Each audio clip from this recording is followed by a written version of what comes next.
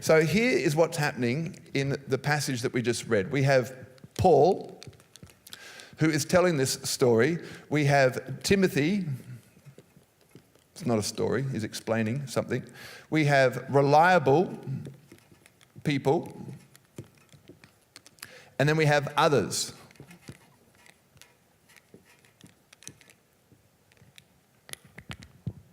So Paul is giving the instruction, and he says to Timothy, I want you, I've been telling you some things that are really, really important, and it's been confirmed by other witnesses, and I want you now to, Paul is saying to Timothy, I want you to teach reliable people so that they can teach others, which is really what's happening in the life of our church. If you think just about the volunteer side of our church, I didn't know that was going to be the result, so I'm actually really glad that it is.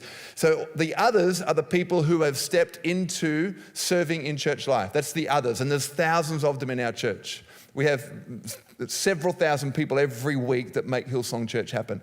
And there's thousands here. Well, there's more here, if that was staff, the smaller percentage, there's more here than there is here, which is actually really positive.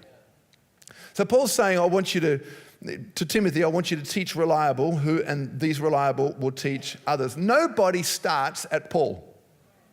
Paul didn't even start at Paul. He was Saul. He wasn't even an other. He was a rebel. He was killing other Christians.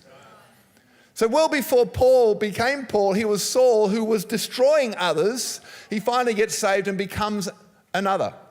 Just another like you, just another one. When I started my journey, I just became another.